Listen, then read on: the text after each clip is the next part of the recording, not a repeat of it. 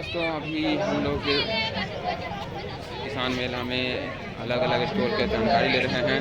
तो स्टॉल की जानकारी के हिसाब से सभी मेला में अलग बने हुए हैं, जैसे कि मृदा विज्ञान का है और भी बहुत सारे आपको देखे हैं। मशरूम हब है, कीट विज्ञान विभाग, अनुवांशिक पादप जनन विभाग, तो सभी के बारे में जो है यहाँ जानकारी लेते रहे हैं और अलग अलग जगह पर और चलेंगे नेक्स्ट के जानकारी लेंगे। हम हैं शस्य विज्ञान विभाग के आस में और यहाँ पर आपको दिखाते हैं ये शस्य विज्ञान विभाग और इसकी जानकारी लेते हैं। चलिए यहाँ पर कुछ जानकारियाँ इनसे प्राप्त करने की कोशिश करते हैं, ये क्या है इसके बारे में। तो जरा सा ये बताइएगा कि ये जो आप शस्य विज्ञान विभाग का है ना, तो शस्य विज्ञान विभाग के बारे में जब ये आप पूरा सेटअप लगाए हैं, इसके बारे में जरा जानकारी दीजिएगा। ये हमारा पूरा एक फार्मर का प्रोजेक्ट मॉडल है, जिसमें पूरा फार्मर का फील्ड है, जिसमें आपको फार्मर्स को क्या करना है कि 50% एरिया पे ये कन्वेंशनल फार्मिंग करना है, जो वो लगातार इसी प्रैक्टिस को फॉलो करते आ रहे हैं। जैसे कि वो करते हैं कि ज़्यादा मशीनरी का यूज करते हैं, ज़्यादा जुताई करते हैं, 4-5 बार ट्रैक्टर से जुताई करते हैं। उसके बाद वो करते हैं कि धान लगा देते हैं। धान को लगाने के बाद फिर लास्ट में हार्वेस्टिंग करते हैं, कंबाइन हार्वेस्टर से हार्वेस्टिंग करते हैं। उसके बाद उसको पुआल को जला देते हैं। यहाँ पे फार्मर को पुआल को नहीं जलाना है, जो अतिरिक्त पुआल है उनको लग रहा है तो वो बंडल बना के बाहर निकाल सकते हैं।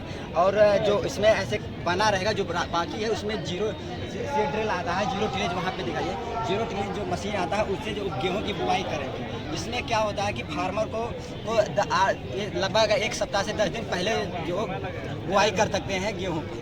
जो गेहूँ की 10 से 15 दिन पहले बुआई करेंगे, जिससे लास्ट में जो टर्मिनल हीट का प्रभाव आता है उससे बचत होगा, जिससे कि गेहूँ में जो सिकुड़ जाता है, जिससे सिर्विलिंग कर रहे हैं, तो उससे बचाव मिलता है, जिससे प्रोडक्शन जो गेहूँ का बोल्डनेस बढ़ जाता है और प्रोडक्शन हमारा इंक्रीज होता है। आपने बताया, अच्छा बता रहे हैं, लेकिन सबसे पहले आप अपना नाम बताइए।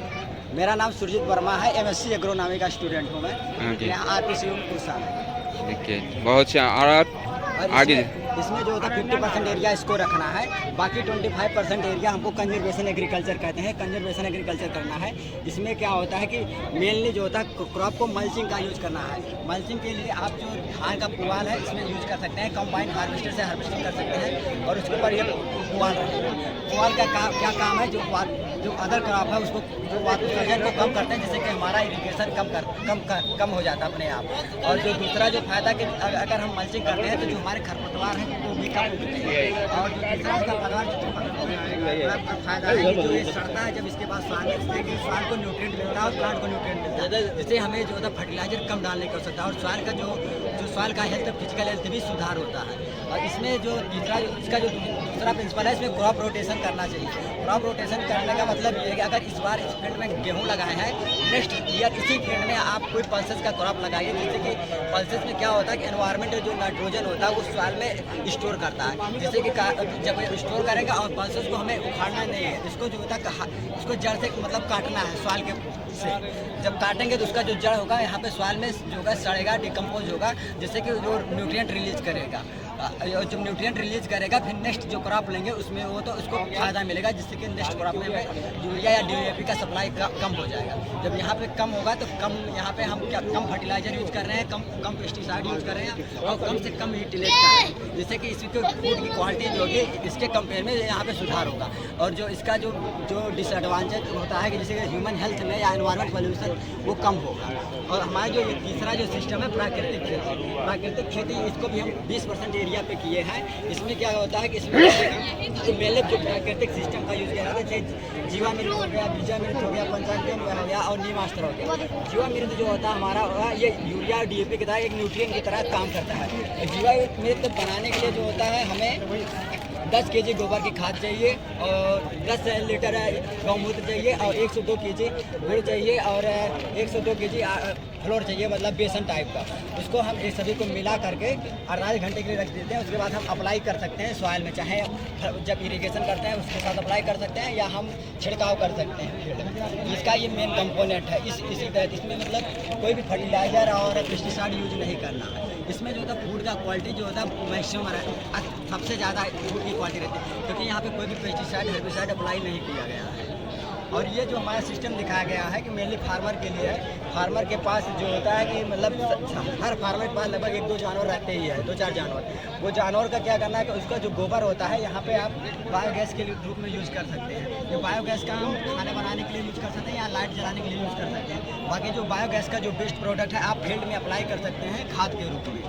और जो यहाँ के बिहार के स्पेशली बिहार के फार्मर के लिए अच्छा है, क्योंकि यहाँ पे हमने एक पॉन्ड सिस्टम दर्शाया कि जो यहाँ पे बारिश ज़्यादा होता है, इस बारिश के पानी को यहाँ पे पॉन्ड में स्टोर करना है। इस पॉन्ड का जो यहाँ पे पॉन्ड में हम फिशरीज कर सकते हैं, मछली पालन कर सकते हैं। मछली पालन के ऊपर हमने ये दिखाया कि मतलब या कुक्कुट पालन जिसे मुर्गी पालन भी कहते हैं, यहाँ पे आप मुर्गी पालन भी कर सकते हैं। यहाँ पे ये मुर्गी पालन अगर करेंगे जो इसका वेस्ट मटेरियल होगा ये पानी में आएगा मुर्गी का। इस पानी का जब आएगा, पानी का न्यूट्रिएंट जो होता है इनरिच होगा, इस पानी को हम इरिगेशन के अप्लाई करेंगे जिससे हमारे क्रॉप को फायदा होगा। अब उस मछली को नहीं खराबी करेगा वो? नहीं, मछली को खराब नहीं करेगा। मछली को एक तरह से फूड के रूप में भी वो यूटिलाइज कर सकता है। देखिए बहुत अच्छा क्वेश्चन। ये हमारा ये नया मतलब अगर कोई मतलब ज़्यादा जागरूक फार्मर है ये कर सकता है। मतलब हाइड्रोपोनिक्स होता है, हाइड्रोपोनिक्स है या वर्टिकल फार्मिंग, आप इसे अपने छत पे भी कर सकते हैं, कहीं फील्ड में मतलब कम स्पेस के में भी आप कर सकते हैं। हाइड्रोपोनिक्स में क्या होता है, आपको सिंपल एक प्रोडक्ट जैसे दिखाया गया है, उसमें आपको एक पाइप लेना है, पीवीसी पाइप, और उसमें आपको न्यूट्रिएंट रिच पाइप पानी को सप्लाई करना कंटिन्यूस। एक मोटर की तहत पानी इधर से जाएगा ऐसे ऐसे, फिर ऐसे इसी में से फ्लो करेगा डायरेक्ट। उसका जो प्लांट का रूट है उसी में मतलब रहेगा, उसी से न्यूट्रिएंट लेता रहेगा। हाइड्रोपोनिक्स में जो होता है वेजिटेबल्स ले सकते हैं, लीफी वेजिटेबल्स के रूप में, जैसे कि आप पालक ले सकते हैं या धनिया ले सकते हैं, ऐसे कुछ लीफी वेजिटेबल में आप ग्रो कर सकते हैं। मतलब वर्टिकल फार्मिंग में भी आप कम स्पेस में कर सकते हैं। उसका भी है, इसमें जो होता है ड्रिप इरीगेशन करना, वहाँ पे थोड़ा सा सॉइल का मतलब चाहिए लेयर के लिए। और बाकी ये हमने सोलर पैनल का सिस्टम दिखाया कि आपको बाहर से इलेक्ट्रिसिटी की भी जरूरत नहीं पड़ेगी, आप खुद भी कर सकते हैं। कितना पैसा होगा? बहुत अच्छा। कितना पैसा होगा?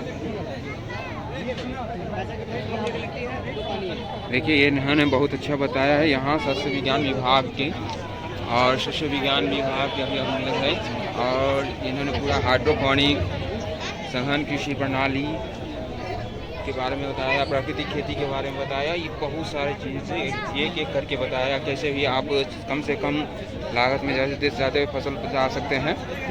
तो बहुत अच्छा।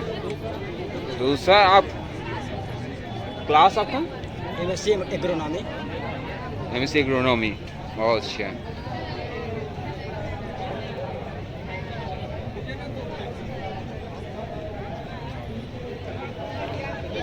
और ये देखिए पूरा इरिगेशन सिस्टम पूरा लगाए हुए हैं। तो इसी प्रकार किसान मेला में आपको हर तरह की चीज़ें देखने के लिए पूरा स्टॉल पर मिलेगा, और सभी स्टॉल पर अलग अलग चीज़ें ही देखने के लिए मिलेंगी। देखिए जैसे अभी विज्ञान के हम लोग स्टॉल पर थे, तो और यहाँ पर और दोस्तों मेरे साथ हमेशा बने रहिए कंटिन्यू लोकल नॉलेज पे, और आप जानकारी लेते रहिए किसान मेला के। और दोस्तों हर स्टॉल पर अलग अलग जानकारियाँ लेंगे। तो चलते हैं फिर नए स्टॉल पे।